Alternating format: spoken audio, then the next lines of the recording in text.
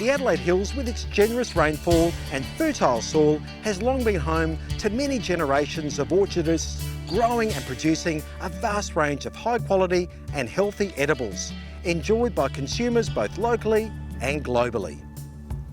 So it made perfect sense when the Rare Fruit Society of South Australia were looking for a place to house their collection of very special rare and endangered fruit varieties that Kanmantoo in the eastern Adelaide Hills was selected as the location for this very special arboretum. Even better when the land has been generously donated by Neutrog, one of Australia's premier innovators and producers of organic fertilisers and biological soil enhancers. The partnership between the Rare Fruit Society of South Australia and Neutrog has been mutually beneficial. For the Society, the much needed preservation of their rare and endangered fruit varieties, and for Neutrog, a unique opportunity to carry out fertiliser and biological application performance trials to help in developing products to provide optimum nutritional and biological needs for plants. It's a win-win.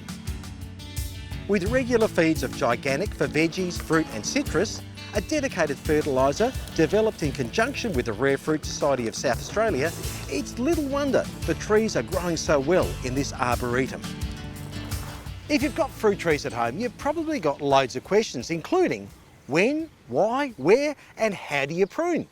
To answer those questions, you need to talk to some experts. Ian Tolley has been growing and caring for fruit trees for over 70 years, along with authoring many books on the subject. Ian is an internationally regarded world leader in his field of horticulture. He was awarded an Order of Australia Medal for services to the community, horticulture and the citrus industry.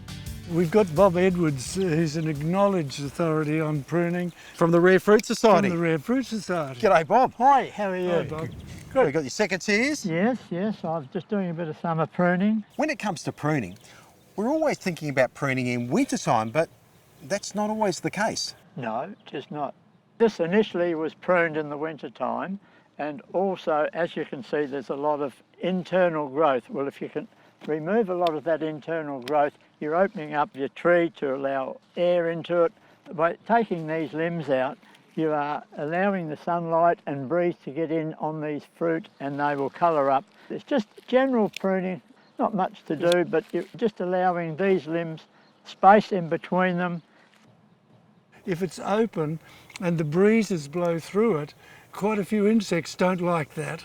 So it's just good business to have that tree with light, with air, as part of summer pruning. If you cut it back very hard, all you're going to get is stimulate growth that's going to go up. It's better to have space between your limbs because this limb will come out and have fruit on next year.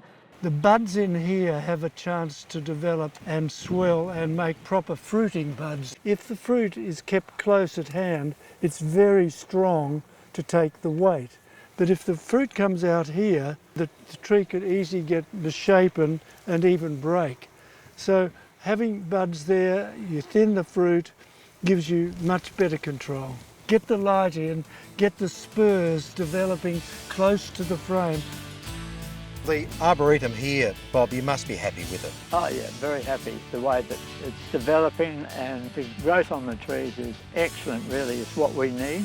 Neutrog has been great for us in their partnership with us, you know, supplying the fertilisers and the mulch and the water. It's just helped us a lot that we can establish a complete orchard of old variety fruit trees. It's great to have them on board. If you'd like more information on growing and caring for fruit trees, or to become a member, head to the Rare Fruit Society of South Australia's website. And to help to keep your fruit trees producing their brilliant best, visit Neutrog's very comprehensive website.